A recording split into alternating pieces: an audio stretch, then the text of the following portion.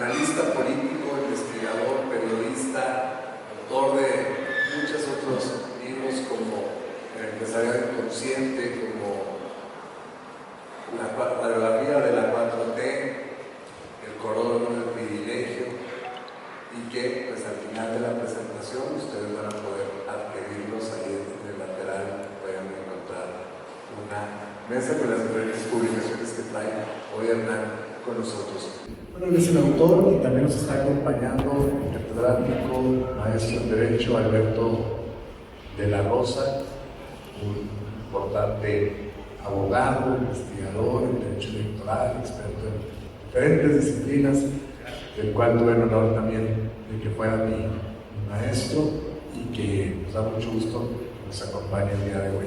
Y también, pues obviamente, Leonardo Álvarez, otro catedrático, investigador, también comunicador, titular del espacio Los Cabareteros en Canal 12 y que es pues, un experto en la estadística, en números y en el análisis político. Gracias por estar a todos ustedes y vamos a hacer una dinámica muy fácil. Van a hacer sus comentarios el maestro de la Rosa y Leonardo Álvarez y al finalizar pues ya entrará la participación de Hernán Gómez para después continuar con una serie de preguntas y respuestas, ¿sale? Entonces, pues bueno, Leonardo, si gustas iniciar con los comentarios sobre esta publicación de Traición en Palacio, de uso de la justicia en la 4T. Perfecto, pues muchas gracias, la verdad, gracias por asistir. Ustedes, hay gran cantidad de la comunidad de la Facultad de Derecho y Ciencias Políticas.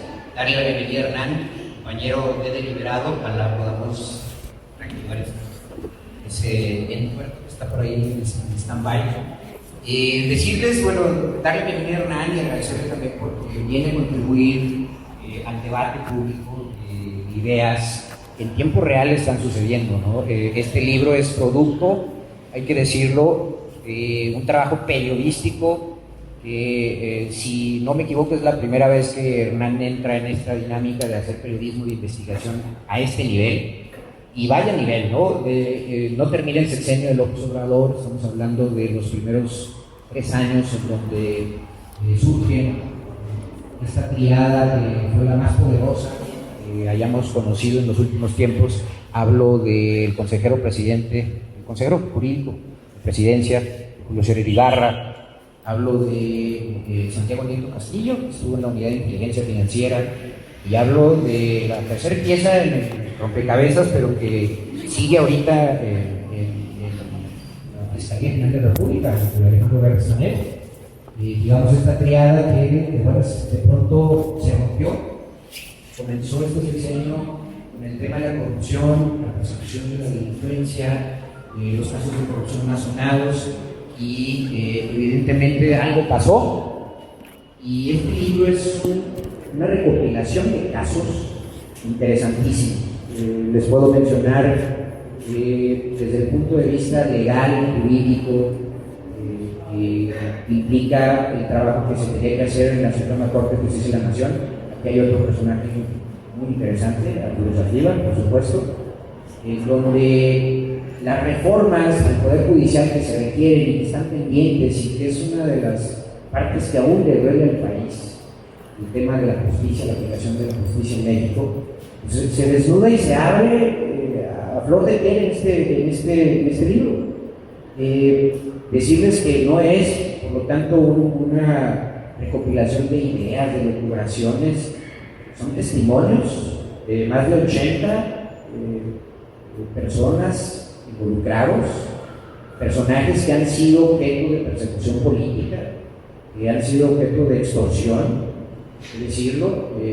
Julio Scherer no aparece en la portada del libro, pero se entiende claramente quién orquestó a gran escala lo que era un modus operandi desde la Consejería Jurídica heredada por Castillejos, que si ustedes recuerdan, no hace poco hablábamos de la niña Polé, del caso Polé, de Castillejos, ¿sí? De Vaz, y que al llegar la 4T, bueno, lo que se suponía iba a comenzar a abrirse, pues quedó en una intentona, porque llegó Julio Scherer a abrirlo, pero a de manera exponencial a utilizar ese mecanismo para sus beneficios propios y tejer toda una red de complicidades.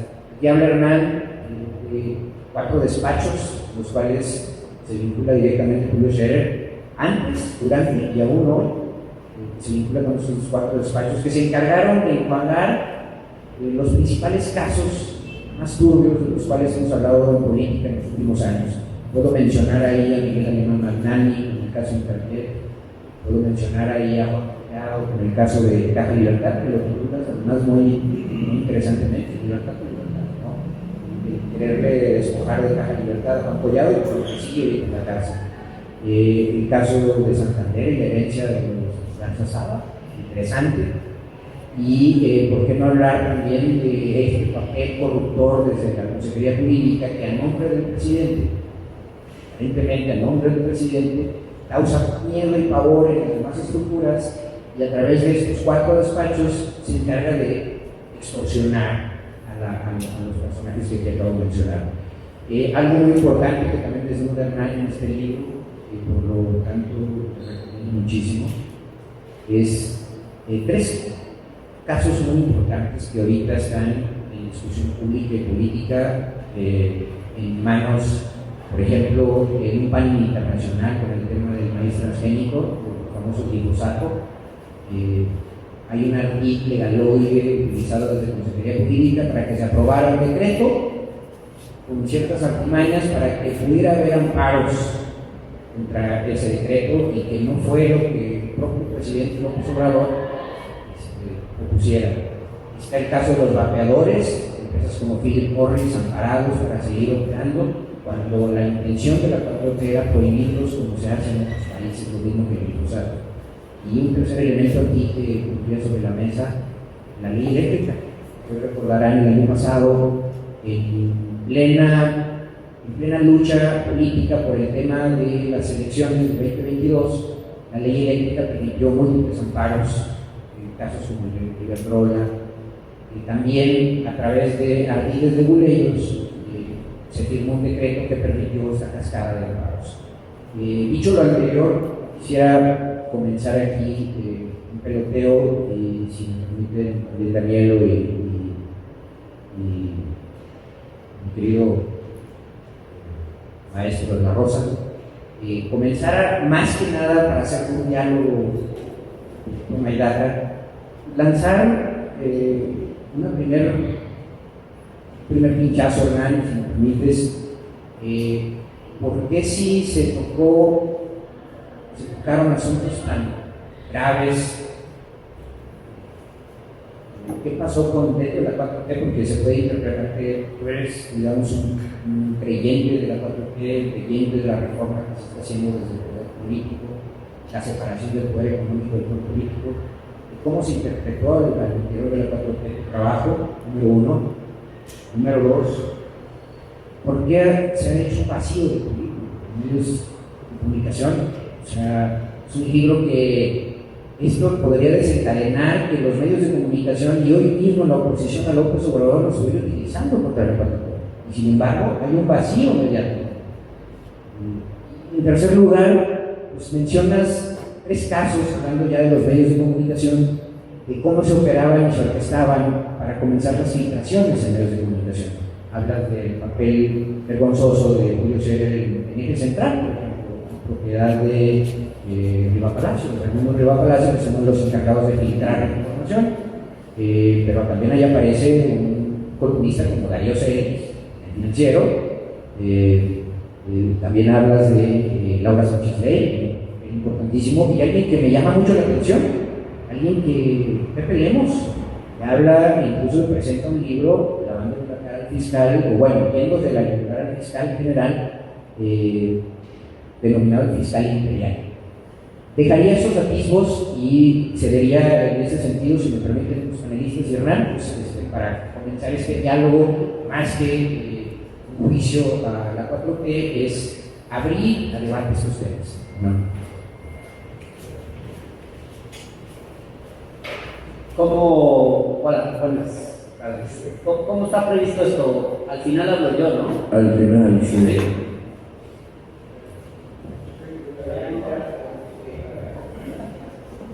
Muchas gracias por la invitación. Alberto de la Rosa. Gracias, querido Danielo. Pues le comentaba a mi amigo Hernán Gómez, es una delicia este libro para quienes nos gusta el derecho y la política, es una lectura obligada. Quiero saludar esta tarde a los queridos y queridas estudiantes de la Facultad de Derecho y Ciencias Políticas, en especial a los estudiantes de Derecho Electoral que hoy nos acompañan. Ya lo dijo Daniel, él también fue mi alumno en esta materia, así como ustedes, y siempre pongo ejemplo con ellos. Danielo, porque pasó de la teoría a la práctica, lo que vimos en clase, él se fue todavía más allá y lo llevó a la práctica, al mundo real. Y bueno, saludar a mi madre que aquí está, y a mi tía Luz, que también está aquí con nosotros, a compañeros Héctor Carriero, al doctor Jorge Urrola, a Sotero Soto Mejorado, amigo. Yo he seguido el camino de Hernán hace unos años, estuvo aquí en Durango, y le comentaba que lo he seguido, me gusta mucho cómo escribe desde el periódico El Universal, y hoy hace un excelente trabajo. Hernán Gómez es un académico.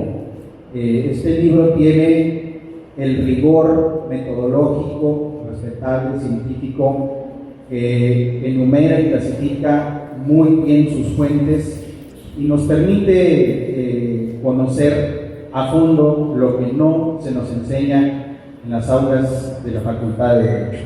Por eso les comento a mis queridos estudiantes que es una lectura obligada para ustedes, porque Hernán nos hace una radiografía del Poder Judicial, tanto de la Federación como de las entidades federativas, de cómo operan por debajo de la mesa los intermediarios, los grandes despachos, bufetes de abogados, que se han ido encumbrando en las estructuras del Poder Judicial, tanto de los estados como de la Federación. Aquí en Durango este escenario es idóneo para este libro, porque estamos en el antiguo Palacio de Gobierno.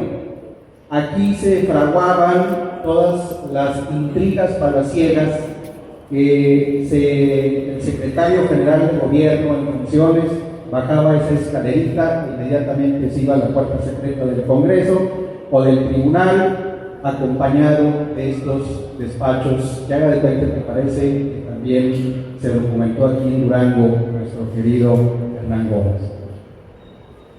Habla de Julio Scherer y me trajo un recuerdo de mi querido padre.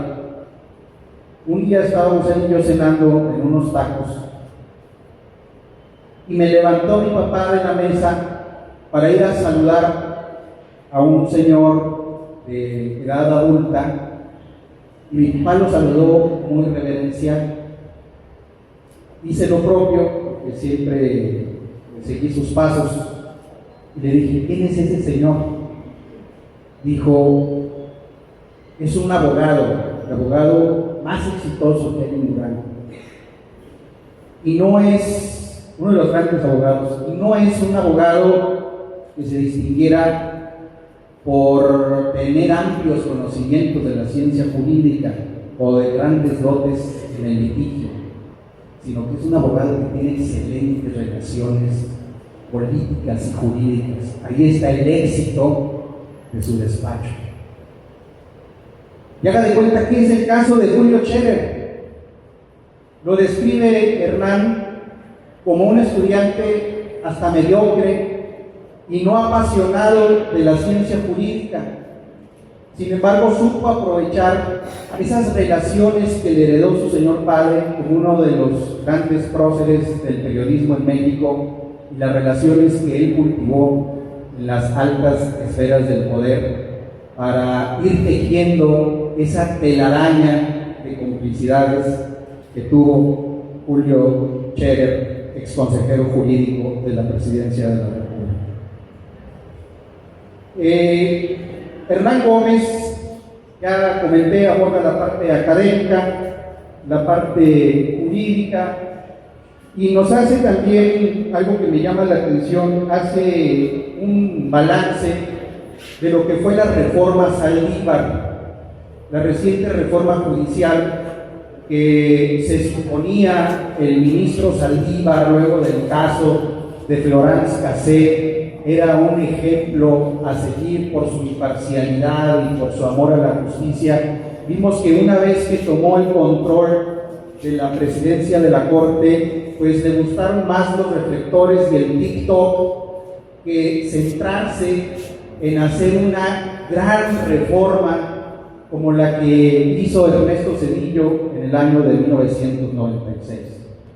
Como bien comenta Hernán Gómez, Saldívar únicamente se concentró a hacer un gatopardismo, en cambiar las cosas para que siguieran igual, pero en concentrar el poder durante su gestión en la presidencia de la Corte. Y toca un punto que muy pocas personas han abordado desde la óptica de la investigación jurídica, que ya lo hizo el doctor José de la Luz López Pescador, en reformar los consejos de la judicatura, en que el Consejo de la Judicatura, que se supone es el órgano vigilante de la conducta de jueces, juezas, magistrados, magistradas y magistrades, pues puedan ser ahora sujetos a una evaluación de su quehacer y su conducta, y sigue estando en manos del presidente de la Corte o de quien preside los poderes judiciales en las entidades federativas. Ante esta razón no se puso ahí esa atención y Saldívar sigue controlando el ascenso, cambios de adscripciones y todos los favores que se hacen en este sentido.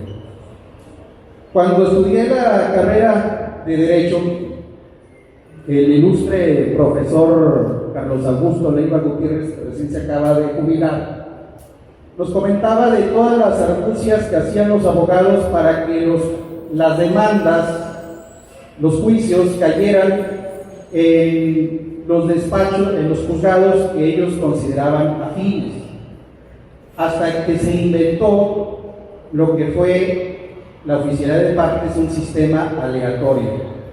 Y hay allí lo comenta Hernán, algo que yo desconocía y que deben de leerlo los estudiantes, una nueva argucia para darle la vuelta a este sistema, pues que los litigantes llegan y presentan la misma demanda sin anexo varias veces y escogen la que más le convenga, la que cayó en el juzgado de su amigo, y esperan a que el juzgador les diga: oye, no presentaste tus anexos, ya le presenta, y las demás se desisten. O sea, es de veras una excelente radiografía de lo que no nos enseñan ni nos dicen en las aulas a quienes nos dedicamos al estudio del derecho.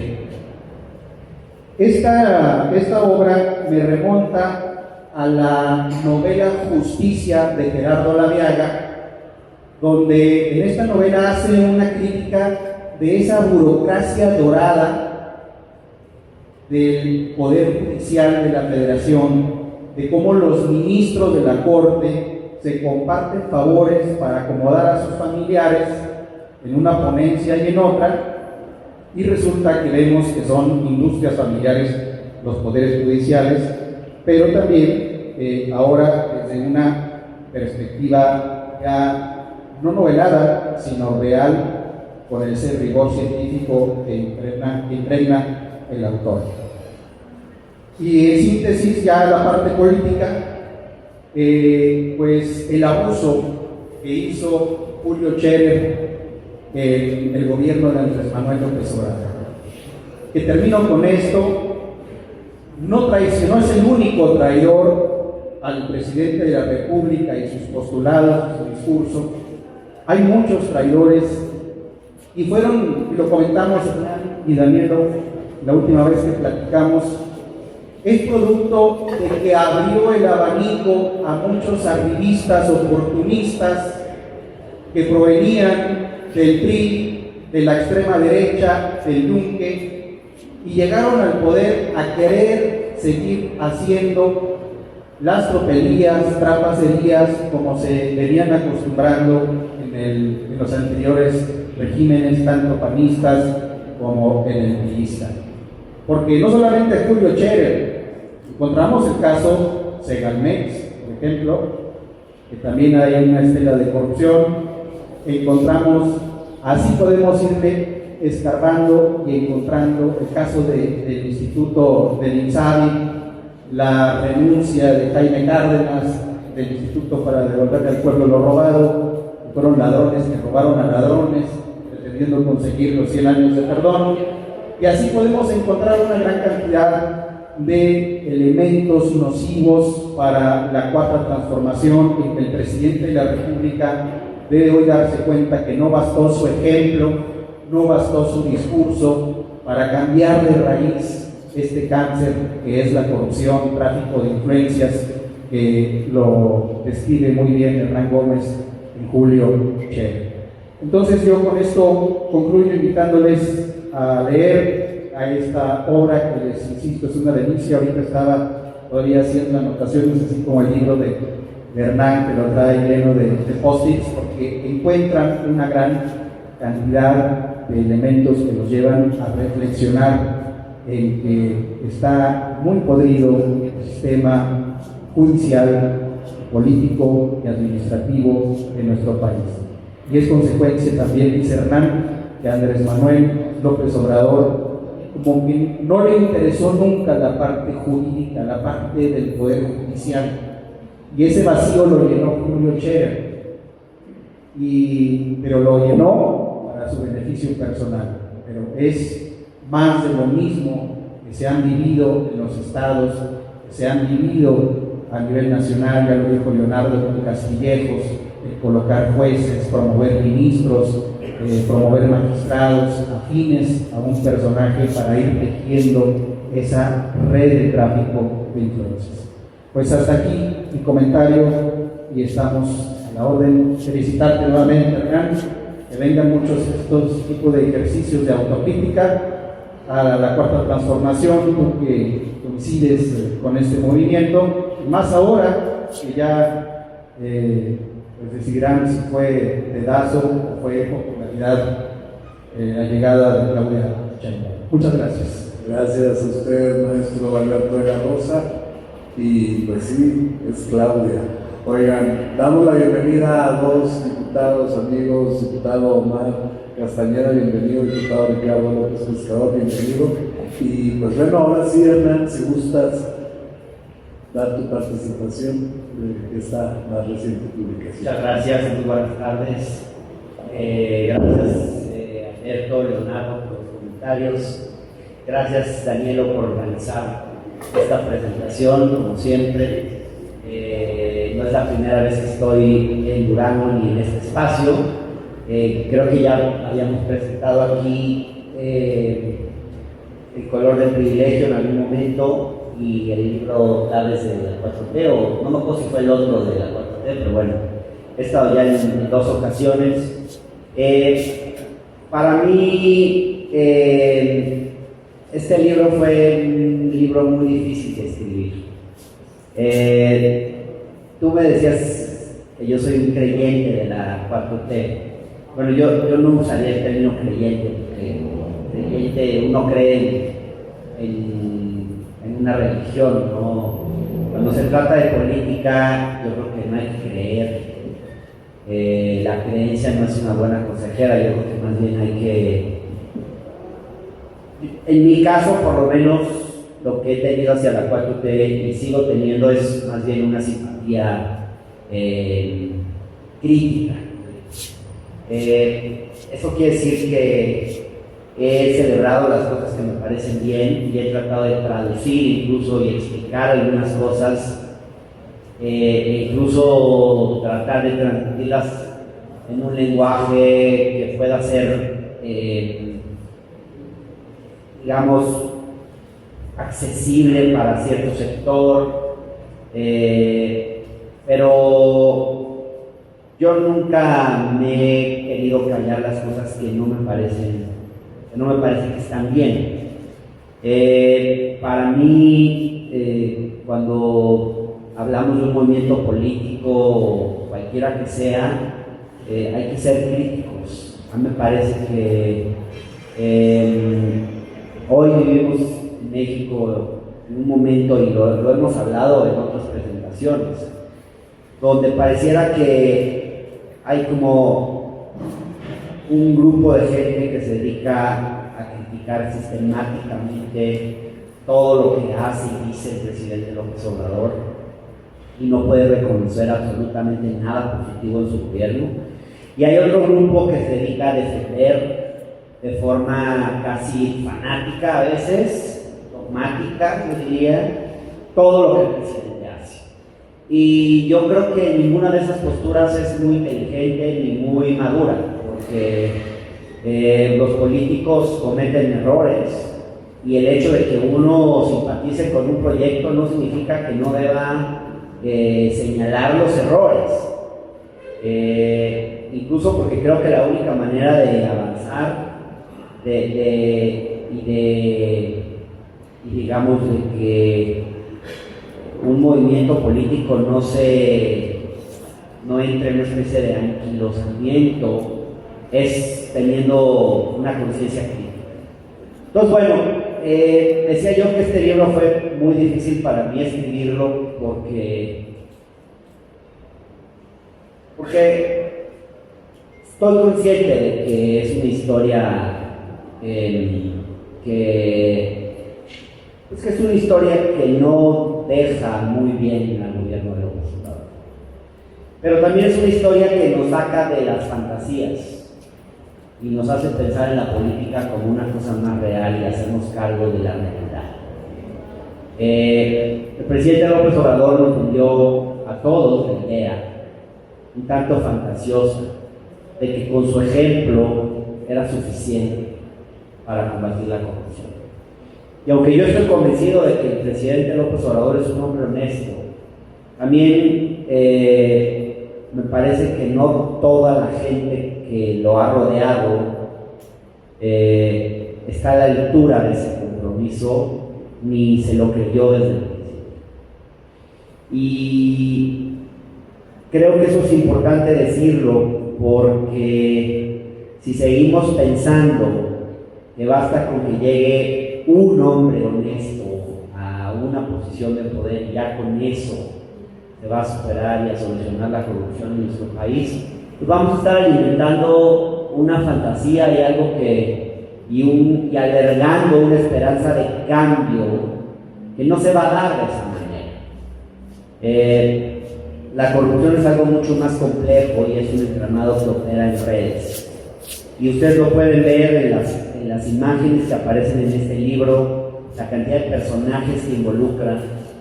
Y yo creo que esta historia me parece que era importante contarla, porque es una historia de traición, bueno, de cómo se fraguó una traición. Estaba viendo ahí cómo se fragua la traición. ¿Cuántas traiciones no ha habido en nuestra historia, no? Y esta es una, que es la historia de un personaje que se ganó la confianza del presidente y que, a pesar de toda la confianza que el presidente depositó en él, pues decidió que para él era más importante su ambición de dinero y de poder. Y que, a pesar de ser uno de los políticos o de los hombres más cercanos al presidente, no tuvo empacho en utilizar el nombre del presidente y el espacio y la institución de la presidencia para hacer negocios. Y todo parece indicar que, con una ambición sin límites, buscaba convertirse en algo así como el hombre más poderoso de este país, o por lo menos uno de los hombres más ricos, en una ecuación en la que esa idea tan repetida del presidente, ¿se acuerdan ustedes de separar el poder económico del poder político? Que ha sido un mantra del obradorismo. Pues este personaje justo lo que hizo fue eso, fue desde una posición de poder tratar de convertirse a la brava en un mega empresario. Yo creo que Julio Scherer Ibarra quería convertirse en uno de los hombres más ricos de este país. Y eso, hay muchos rastros de eso. Los negocios, los tentáculos de Julio Scherer Ibarra se extendieron hacia muchos ámbitos. Y no intento en este libro hablar de todos, sería imposible. Es una red que abarcó muchos ámbitos, pero la principal palanca desde la cual intentó promover esa red de negocios fue el Poder Judicial. No es la única, pero sí es la más significativa. Entonces este libro tiene dos partes importantes, diría yo. Una es una historia de traición que está contada de una manera que creo que toda la primera parte del libro es muy accesible y está contada de una manera que creo que atrapa al lector porque genera mucha curiosidad y deseos de entender por qué hizo lo que hizo este personaje y cómo lo hizo. Pero la otra parte tiene que ver, porque esta historia no se queda en un personaje, en un nombre. Yo no quiero que este sea un libro de coyuntura o para generar escándalo. Por eso no sale la foto de Julio Scherer Ibarra al principio, porque no es de esos libros. Este libro quiere tratar una problemática que va más allá de un personaje, porque en el fondo siempre ha habido un Julio Scherer y hoy se va uno y llega otro. El problema, y específicamente en el ámbito judicial, es el mecanismo. Es un mecanismo poco investigado y estudiado, porque en general no le prestamos atención a lo que pasa en el Poder Judicial. Los periodistas se ocupan mucho más de lo que le pasa al Poder Ejecutivo o al Poder Legislativo.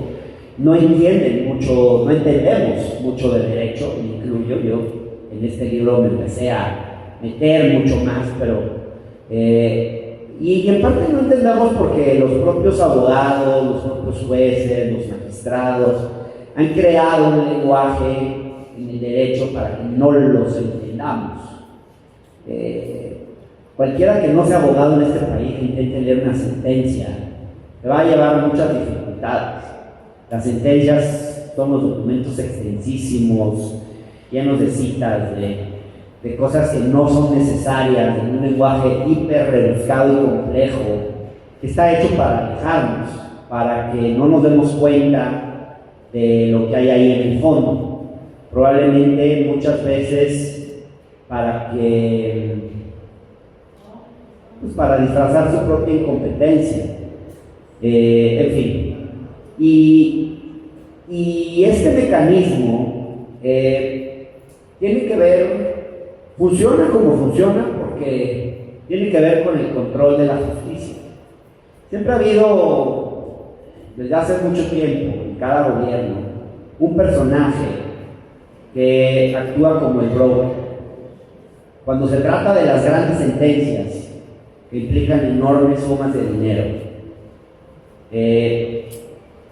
hay unos intereses económicos muy poderosos por un lado y por el otro hay un conjunto de jueces y magistrados dispuestos a ponerle precio a sus sentencias.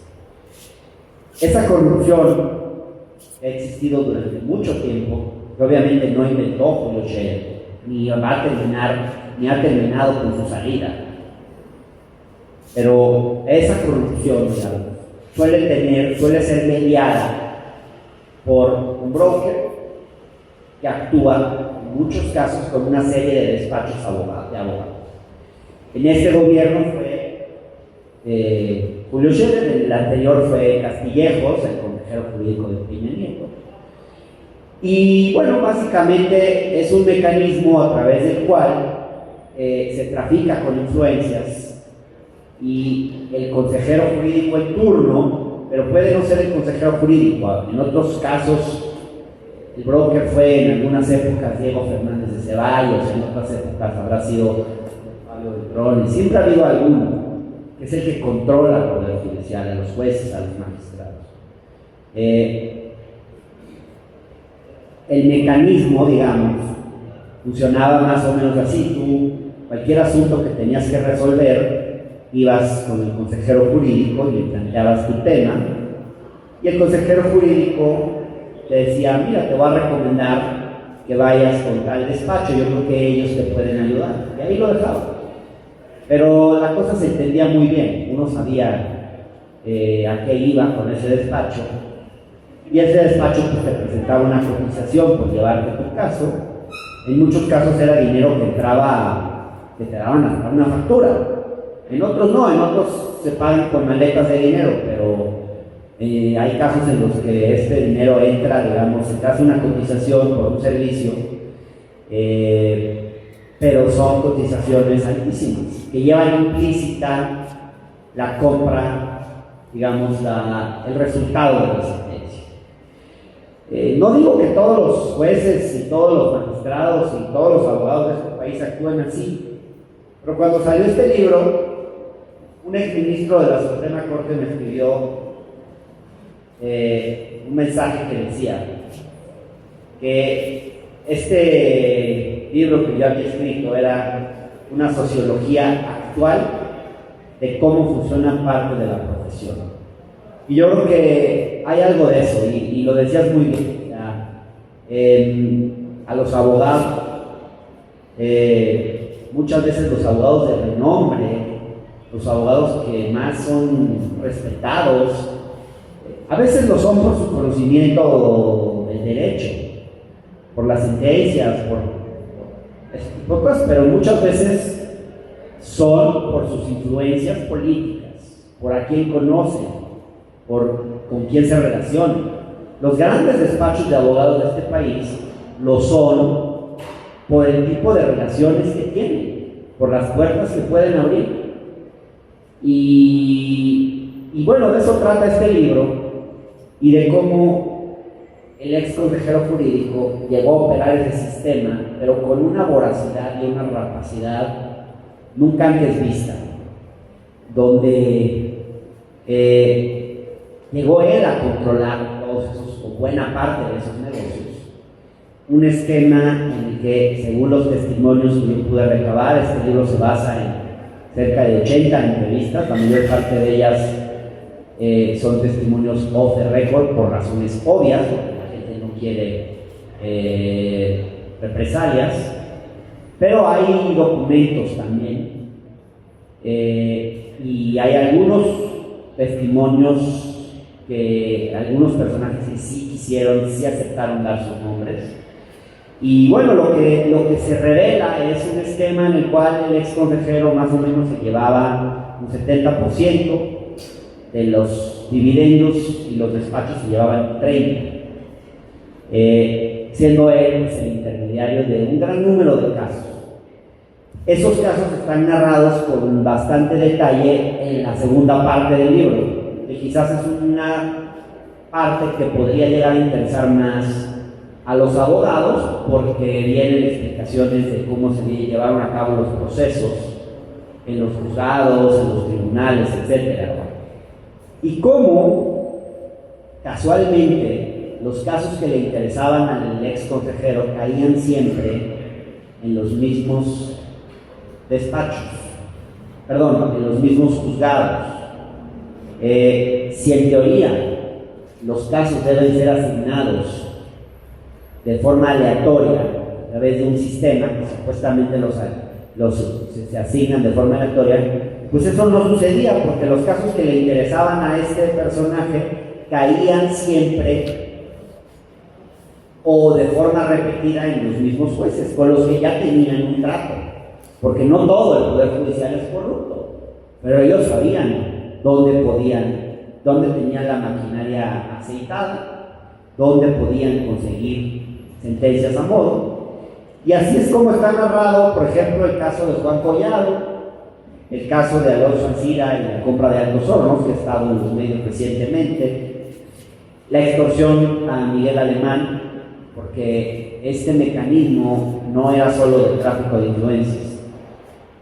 A diferencia de cómo lo operó Castillejos, aquí se creó un mecanismo de extorsión, no nada más de tráfico de influencias, y un mecanismo de estafa, porque además a mucha gente le sacaron dinero, a muchos de los ricos de este país, y después no les cumplieron, lo cual ha puesto a Julio Scherer Ibarra en un gran problema. Hoy Julio Scherer es un tipo que no puede salir a la calle sin escoltas, porque la cantidad de personajes que probablemente tengan deseos de venganza es muy grande. Hay un caso también narrado sobre el Banco Santander y la herencia de uno de los Garzazada, donde lograron revertir una sentencia, y un caso que llevaban perdiendo una herencia y logró revertirla de una forma sorprendente, un caso que además ya había expirado, ¿cómo le llaman los abogados? Prescrito. Es el caso de Oro Negro, donde el exconsejero buscaba una venganza personal en contra del hijo del exsecretario de Hacienda de Vicente Fox. Está el caso de Cruz Azul, donde se manejaron y se siguen manejando millones de pesos, una cooperativa, la segunda cementera más grande del país, donde ha habido grandes casos de corrupción desde hace muchos años y muchos pleitos jurídicos, y ahí también el ex consejero y sus socios hicieron su agosto. Y está el caso de Aliática y Viaducto Bicentenario. Bueno, quiero decirles antes de abrir las preguntas que ahorita contesto algunas de las cosas que me dijiste, pero vale, voy a iniciar con esas. Pero lo primero que quiero decir es, y anticipándome a lo que creo que va a ser alguna de sus preguntas, es ¿por qué yo, sabiendo todo esto, sigo siendo obradorista? Si a pesar de lo que he investigado, sigo manteniendo una convicción hacia la 4T. Y mi respuesta es sí. No, porque yo creo que el presidente López Obrador hizo lo correcto. O sea, personajes como en otros gobiernos eran poderosísimos y duraban hasta el final. Genaro García Luna, ¿de cuántos no podíamos hablar? Emilio Lozoya, y delinquían con el conocimiento y con el apoyo de los presidentes en turno. El presidente López Obrador hizo algo diferente. Cuando él tuvo los elementos suficientes, el conocimiento, y supo lo que estaba pasando ahí, cortó cabeza. Claro, algunos dirían, pero no lo han investigado, está libre. Pues sí, tampoco se va, digamos, a dar un tiro en el pie al presidente. No le va a dar ese gusto a la oposición. Pero lo apartó. Sí, dijo que era su hermano y una serie de cosas, pero todo eso en realidad para disimular y para hacer como que terminaban la fiesta en paz. Pero eso no es cierto. Yo lo he podido investigar y eso no es cierto.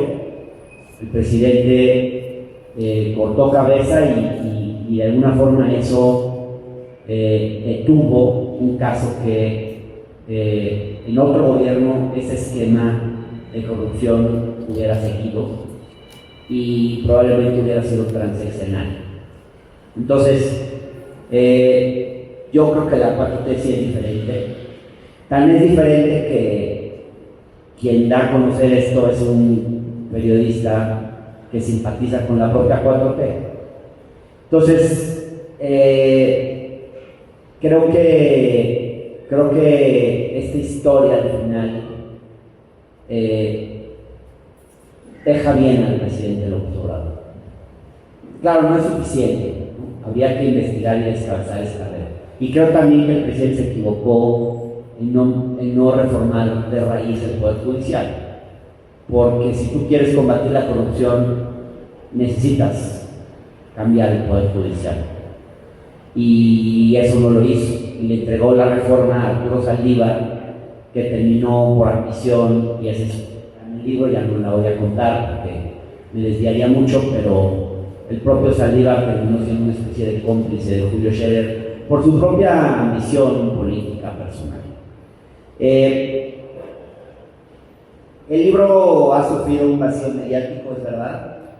Es muy interesante porque el libro se ha vendido mucho, se agotó la primera impresión de 6,000 ejemplares en menos de 10 días. Se hizo una reimpresión y luego yo me he encontrado gente en varios lados que lo han leído. Es un libro muy comentado, pero es como comentado en silencio. No hay una conversación pública sobre el libro. Las entrevistas que me han hecho en los medios son limitadas. Y la razón de esto es porque Julio Scherer hizo muchos favores a muchos de los grandes dueños de los medios de comunicación. Pero no solo los medios han hecho el vacío. Ningún periodista lo ha preguntado en la mañanera, por ejemplo. Nadie. Ningún integrante de la oposición ha hablado del tema. Yo no he visto que ningún diputado, ningún senador de oposición hable del asunto. Y eso es porque también este personaje les hizo favores a muchos integrantes del PRI y del PAN, y muchos le deben favores. Entonces, y a ellos se suma, yo creo, que como no pueden pegarle al presidente, pues tampoco les gusta entonces contar la historia, porque pues al final no es un García Luna, es alguien que tuvo que ir. Y como esa historia tampoco les encanta contar, porque entonces no pueden hablar mal del presidente, pues creo que también el vacío crece. Pero no importa, porque lo que importa es haber abierto el debate, lo que importa es sembrar una semilla, lo que importa es que empecemos a discutir qué pasa en el Poder Judicial, el rol de los consejeros jurídicos. Y también importa que la izquierda, yo me considero una persona de izquierda, reflexionemos un poco más por qué este tipo de personajes tienen cabida. Porque para mí, yo no consigo que la 4T pueda ser transformadora con personajes de este tipo. Y yo creo que era importante alertar eso. Entonces, pues sí, lamento el vacío, pero al mismo tiempo creo que es un libro que sí, que va a servir. O sea, yo creo que va a servir, yo confío en que va a servir para debatir cosas, que va a sentar un precedente que está ahí. A mí me gustaría que los abogados lo lean y que sientan un poquito de vergüenza, y que no quieran parecerse a estos abogados. Porque no todos hay abogados honestos en este país, desde luego, muchos, pero también hay muchos que no. Y yo veo que son un gremio donde todos se conocen y conviven entre sí, y todos saben lo que hace el otro, y las tranzas en las que andan unos y otros, pero tienen como una especie de pacto de silencio. Y eso es muy perverso. Eso no debería pasar. No deberíamos normalizar esa forma de actuar, esa forma corrupta de actuar. Tiene que haber una sanción social donde ese tipo de conductas ya no se permitan y ya no pasen. Creo que más o menos contesté a tus preguntas. Si quieren, abrimos y estoy a tus órdenes. Gracias. Gracias, Hernán. ¿Hay una pregunta, algún comentario que quieran realizar? Por favor, levanten su mano. En lo que se abre ese debate, tengo otra que tiene competencia con Durango. Ahorita lo mencionó Alberto de la Rosa muy bien. Sarres, el actual gobernador, señor Villegas, en 2016 compitió aquí para ser candidato. ¿Y quién crees que fue su marginólogo? Hugo Scherer Castillo. Platícanos un poquito de cuál es el papel de Scherer Castillo al vender y comprar elecciones, hacer favores al PRI y al PAN en la coalición. El caso del 2016 del profesor Villegas para el PRI en ese momento. Pero, ¿cuál es el el papel de un personaje como Scherer Castillo como un marketingero para hacer ganar o hacerse perder elecciones. Se ha sido increíble. Bueno, qué buena observación. Yo sabía que Hugo Scherer había sido el marquetero de Esteban, pero a ver, ¿quién es Hugo Scherer? Le decía yo que los negocios de Julio Scherer Ibarra se extendieron hace muchos años. El cuate hacía negocios por donde sea. O sea, la forma que me lo describen las fuentes es un personaje que básicamente, más que un empresario, es una suerte de biznero, porque es diferente ser empresario que ser biznero. Un biznero es ese que con cualquier cosa hace negocios y siempre es a través de las influencias políticas. Y uno de los varios ámbitos en los cuales actuó fue las campañas electorales. Lo hizo de la mano de su Hugo Scherer, que fue el marquetero de Salinas con las campañas de solidaridad. Es un tipo muy talentoso, pero también muy perverso y sin ninguna ética, que fue el operador de Mario Fabio Beltrones en muchas de sus campañas, el que inventó la idea del nuevo PRI, que ya saben ustedes cómo terminó y en qué terminó.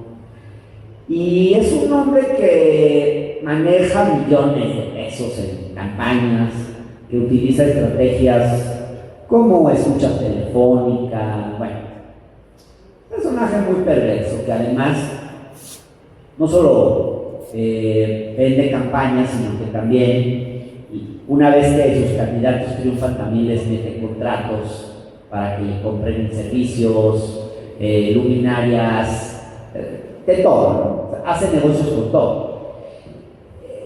Cuando Julio gana, pues lo que hace es aproximarse de Hugo para que haga campañas, y él le consigue muchos de los contratos, muchos de los contratos para hacer campañas.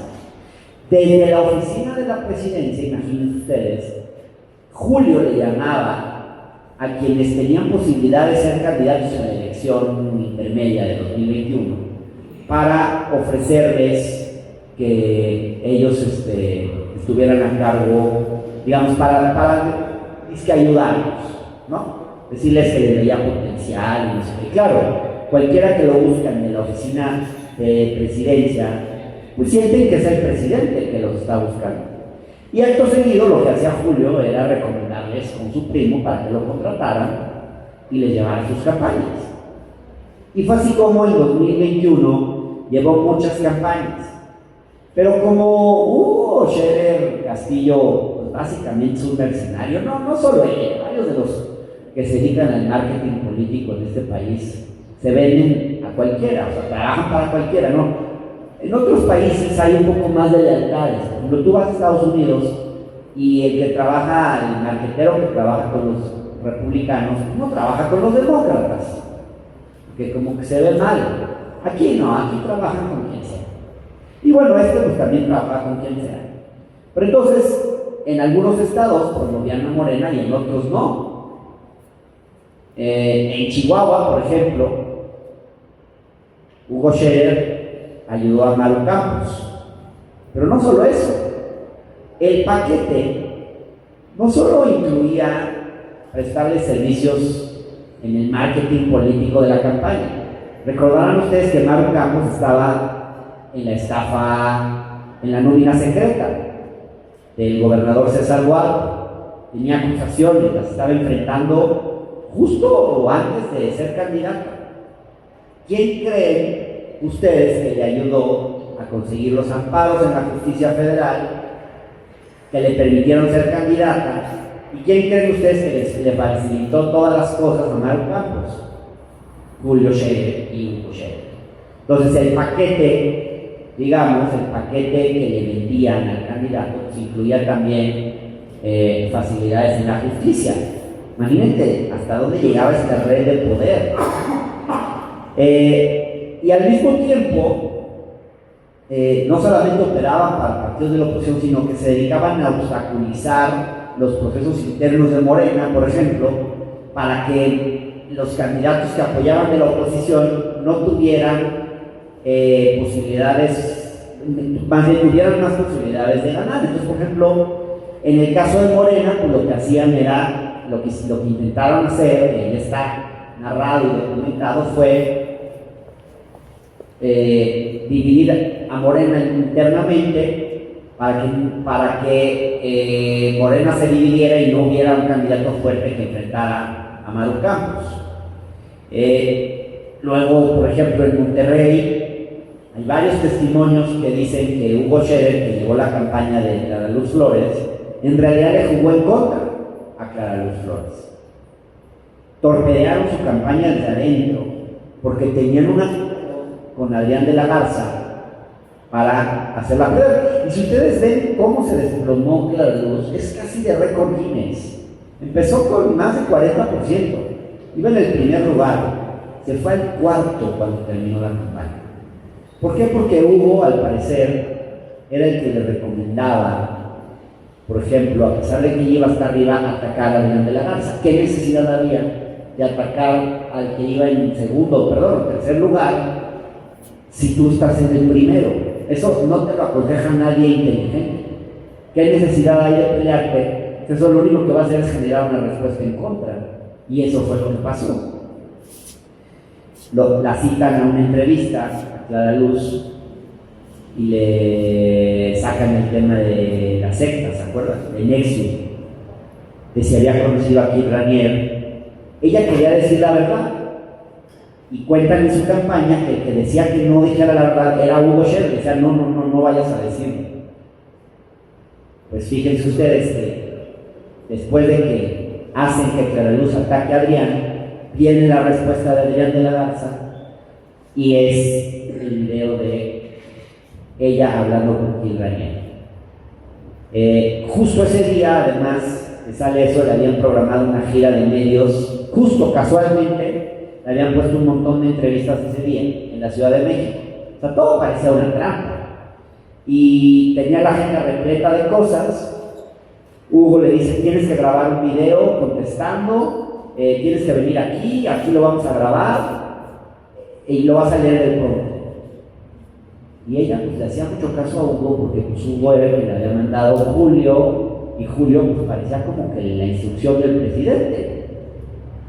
Entonces graba este video Clara Luz, pésimo, parecía muerta, parecía leyendo un video, además, parecía como que no tenía ni siquiera un discurso, una voluntad propia. Ahí leyendo el prompter, y obviamente pues terminó desplomándose a un 14% que obtuvo.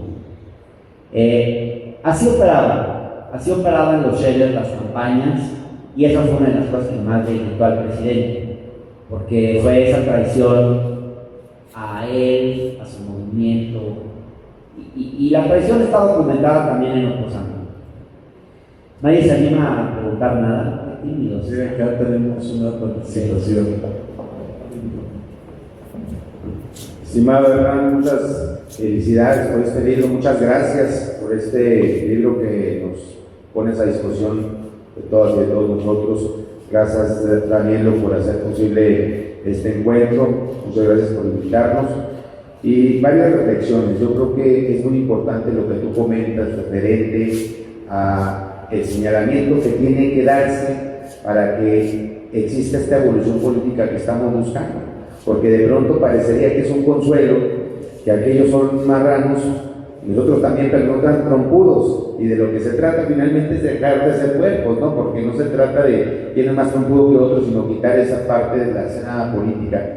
Yo creo que definitivamente soy diputado federal de mayoría por el estado de Durango, Omar Castañeda, le vamos a dar un impulso mayor allá, pero imagínate que tú, que eres un activista de la 4T, los que ya no estamos ahí, pues ese vacío que existe en los medios. Pero yo lo que difiero es en el sentido de que basta con haber quitado a Julio de la consejería y con señalar Yo sostengo que si la corrupción es mala, la impunidad no es peor, porque aquí en Durango lo estamos padeciendo, lo estamos viviendo con los señalamientos de corrupción de los anteriores gobiernos, y sabes que se quitan el rubor de la vergüenza con los billetes en la mano. Entonces no puede ser esto. Yo creo que esta investigación que tú haces sí debe ser una apertura para la conciencia crítica, sobre todo de las jóvenes, de los jóvenes, que veo muchos aquí y los celebro,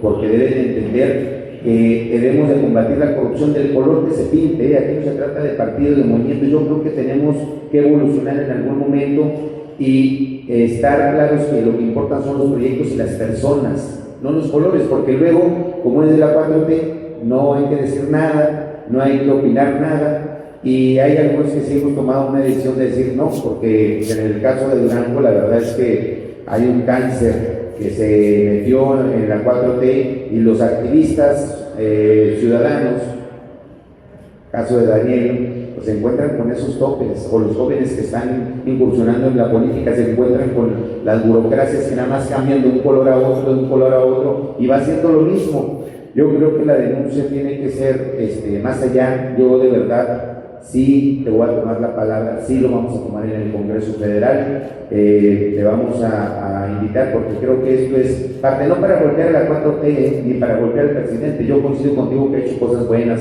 las reformas constitucionales que apoyamos, incluso los proyectos de mega infraestructura que podemos coincidir con todos o no, pero van a ayudar al país.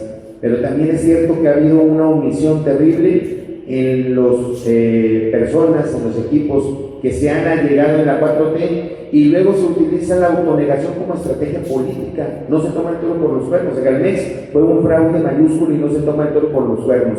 Julio Scherer tiene incidencia, yo no sé si todas y todos ustedes saben, en Durango, con el tema de Segalmex operó. Entonces creo, pues, mi estimado Hernán, que tenemos que ir más allá. Cuentas con nuestro apoyo, te felicitamos y esperemos que siga esta visión crítica del color que se pinte el gobierno en su tiempo. Muchísimas gracias. ¿Alguna otra participación? Nadie se anima, yo tengo otra. Que también compete a Durango, y hoy lo acaba de tocar en el diputado federal, en el caso de Segalmex. Víctor Villalobos, página 120. ¿Le suena el nombre de Carlos Ernesto Herrera Reza, de Cortolaje? Es un caso que, a partir de la corrupción que se generó en Segalmex, Víctor Villalobos, pues mencionan a una familia notable de la Laguna. ¿Nos platicas al respecto? Bueno, muchas gracias, diputado. Le tomo la palabra. A mí me gustaría presentar el libro con los legisladores. Ha habido poco interés, también hay que decir que están todos muy en lo electoral ya, ¿no? Se anticipó la dinámica electoral demasiado, y eso pues hace que este gobierno y esta legislatura pues sea muy corta en tiempo efectivo. Pero no, yo coincido, no basta con que haya sido apartada. Desde luego que hay que combatir la impunidad. Pero lo que quiero decir es que sí hay una diferencia con el pasado. Porque, insisto, esos personajes duraban hasta el final, siendo poderosísimos, y muchas veces su poder era transaccional. Ahí está el caso de García Luna, que estuvo 2 sexenios, primero con Fox y luego con Calderón, ¿no? Pero sí creo que hay que criticar esas cosas, incluso cuando uno tiene una simpatía política, porque creo que un poco lo que le pasó al PAN fue eso, justamente. Cuando el PAN se empezó a corromper y los casos de corrupción se empezaron a conocer, y esto lo dijo Javier Corral, panista, casi expanista, no sé si ya renunció al PAN o no, pero ya está muy lejos del PAN. Pero él decía justo, y él estuvo en mi presentación en mi casa, la primera presentación de este libro, y él lo que destacó fue eso. Él decía,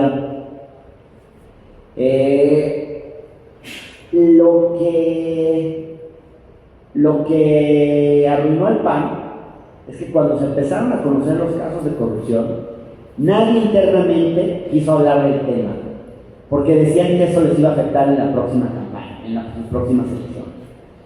Y como en este país siempre hay elecciones, pues siempre que había un tema que hablar, pues nunca se quería hablar porque nos iba a afectar en la siguiente elección. Y al final, pues el PAN terminó estigmatizado ya hoy como un partido de corruptos igual que los priistas. Y yo creo que a la izquierda no le tiene que pasar eso. Yo no quisiera que a Morena le pase lo mismo. Sobre el tema de Coprolac, eso está... No tengo mucha información sobre este personaje, más que ese contrato que le dieron. Pero lo mencioné porque el caso Segalmex es uno de los muchos en los que también Julio Shea Ibarra podría haber estado involucrado. Y un elemento es que puso a un muy amigo de la familia, cercano suyo, que era socio de la Cosmopolitana y había trabajado en la Cosmopolitana, que es una empresa que vende alimentos. Lo puso justamente de director de operaciones en Licomex. Y desde ahí, ustedes saben que pues, están algunos de los mayores casos de corrupción de este sexenio. El nombre de este personaje no ha salido en nada, en ningún lado, pero debiera ser observado e investigado, porque han salido muchos nombres y este no. Y ahí hay uno que tiene que ver con un contrato que se les dio para hacer leche en polvo, a un precio que se les dio la leche muy por debajo de su valor en el mercado. O sea, ahí se hizo un negocio redondo. Y ese es uno de muchos. Está mencionado el ejemplo, pero no tengo más información de la que aparece en el libro.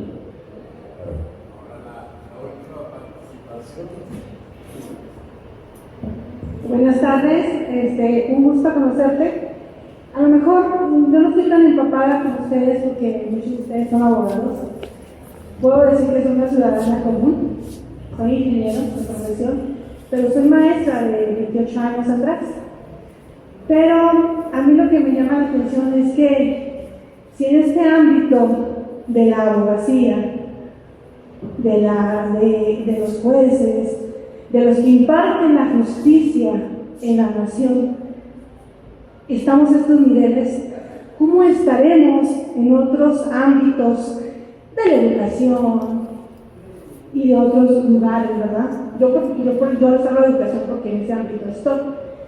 Pero qué interesante lo que decía el profesor, que ustedes como estudiantes, porque aquí hay muchos estudiantes, lleven a este otro nivel, esto, que cambiemos y que tengamos, por ejemplo, como dice muy bien Hernán, que nos digamos, que tengamos de ejemplo a este personaje del que se habla el libro, para no ser como ese, sino cambiar, ahora sí, conciencias y ser mejores como ciudadanos. Entonces, le doy las gracias por esta información y ojalá y que en este ámbito que es la abogacía, que es donde se imparte la justicia, se supone, ¿verdad? Y que ustedes, como muchos otros, son los encargados de llevar la justicia a los ciudadanos comunes y corrientes como nosotros, se imparta como se debe de impartir. Y que no se deje impune cosas que ya están marcadas en la ley, pero que no se llevan a cabo por el tráfico de influencias en todos los ámbitos, no nada más en sino en cada uno. Y es cierto, la transformación de la nación y de Morena, pues no es total y somos imperfectos. Pero no por eso, no quiere decir que no simpaticemos con ella. Muchas gracias y muy buenas tardes.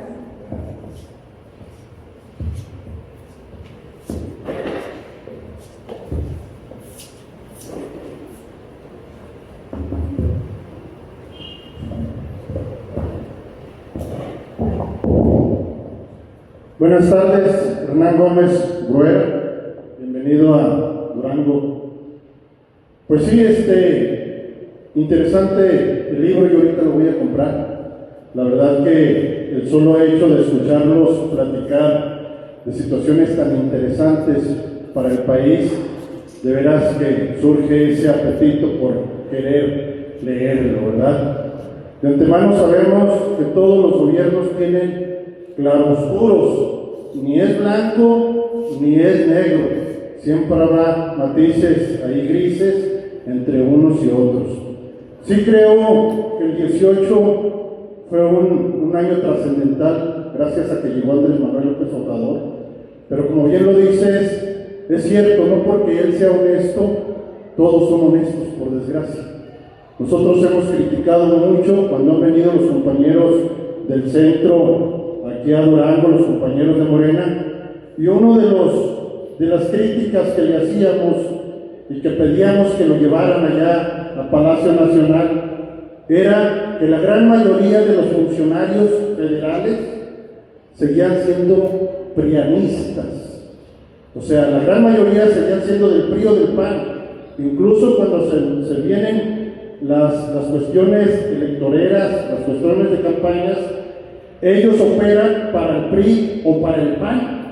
Aquí teníamos un caso muy visible, la de Conagua, era la esposa del secretario general de gobierno y era madre de un diputado, ahorita panista, pero estaba en un cargo federal de la 4T, o sea, era absurdo, ¿no?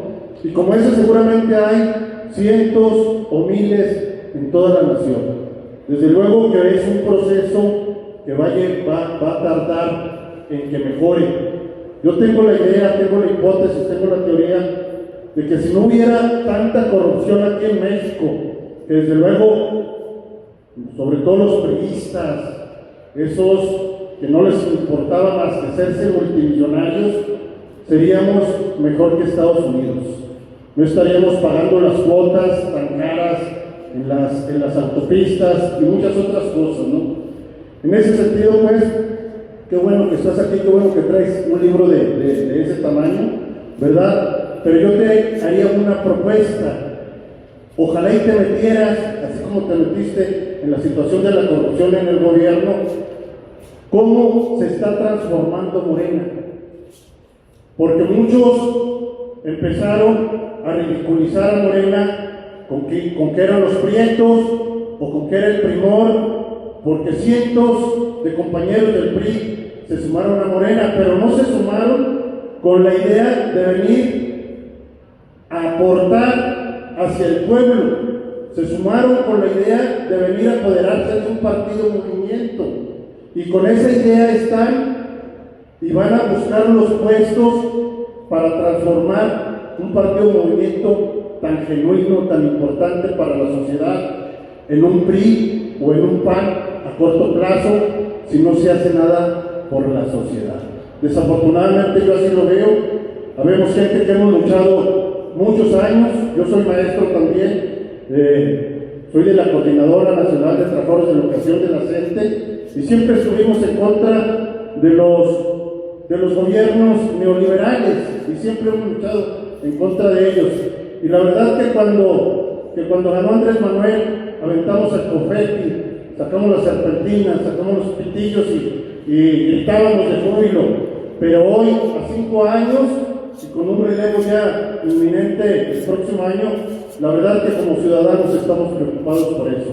Porque un partido tan importante como Morena empieza a hacer una transformación a un mismo partido de igual, o a lo mejor peor, de corrupto como el PRI y el PAN. Gracias.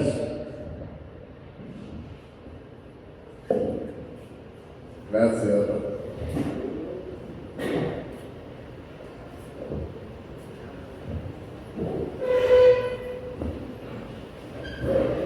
Ismael Ayala, también, al igual que mi compañero maestro, luchador social, pero pues la incógnita es muy grande, ¿no? Yo voy más allá de que de PRI o de PAN, voy más allá de un partido PRD, de un partido Morena. Es más bien una cúpula en el poder que utiliza los partidos de su antojo. No es otra cosa más que eso. Es nada más cómo utilizan a los partidos para sus fines comunes. Lo hicieron en el PRI, lo hicieron en el PAN, lo están haciendo ahora en Morena. Punto. Aquí en Durango lo tenemos el antecedente, los que anduvimos en la lucha desde el 2005 el desafuero, 2006 con Andrés Manuel, allá andábamos como jóvenes que hay por aquí luchando, y resulta que con los que luchamos y nos desecha chalacas, al igual que ahora es presidente, ahora dirige Morena en Durango. Casualmente era el dirigente estatal del PRI, casualmente. Entonces, y quien dirige Morena era su asistente, su secretario en particular. Entonces, son cosas que hay que decirlo como son. Entonces, sigue siendo un grupo en el poder. A nivel nacional es exactamente igual. Los que en aquellos entonces luchábamos en contra de ellos, con el hoy Andrés Manuel presidente, dirigen Morena. Lo mismo pasó en Chihuahua, lo mismo pasó en Durango, lo mismo pasó en Coahuila. Esto se ve en todos lados. Entonces, no es el partido, son los grupos en el poder. Y por eso muchísimas personas se organizan de una forma diferente y no traicionan al movimiento como partido. Están traicionando a un movimiento que se ha luchado durante muchos años para hacer ese cambio trascendental que hace falta en el país. Esa cuarta transformación que no es un partido, esa cuarta transformación que somos las personas y somos los mexicanos, eso es lo que nos está haciendo falta y lo tenemos que entender como tal. Y no tiene color, no es guinda, no es tricolor, no es azul, no es naranja, no es amarillo. Es lo que tenemos que ver, es un país. Entonces, eso es lo que están haciendo. Y esas cúpulas en el poder manipulan fácilmente. Lo hicieron en el PRI, lo hicieron en el PAN, lo están haciendo ahorita. Entonces, son temas de que muy interesante el libro.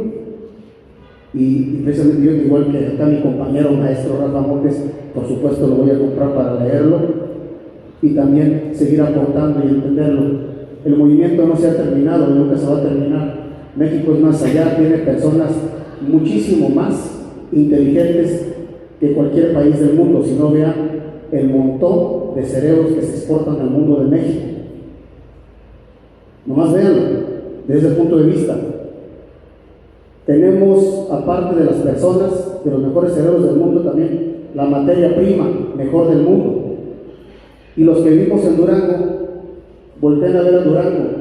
Es uno de los estados, el territorio más grande del país, para que tuviera una extensión agrícola y ganadera enorme.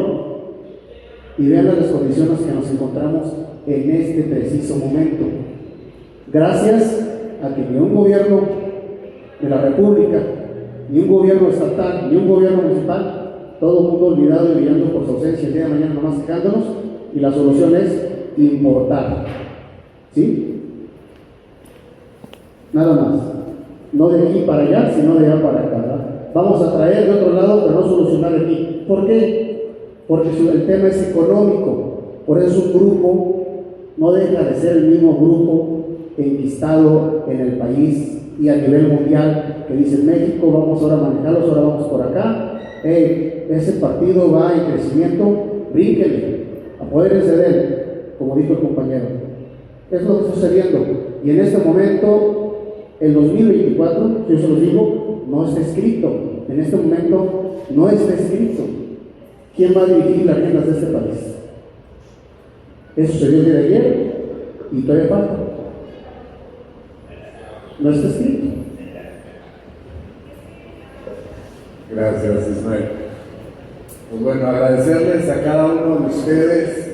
Gracias, Hernán. Gracias, Leonardo, Alberto. Estamos próximos por iniciar esta segunda etapa de la cuarta transformación y es bueno tomar estos ejercicios para aprender de ellos y fortalecer la etapa que viene en 2024. Que tengan muy buen día y gracias a todos por su atención. Gracias. Gracias.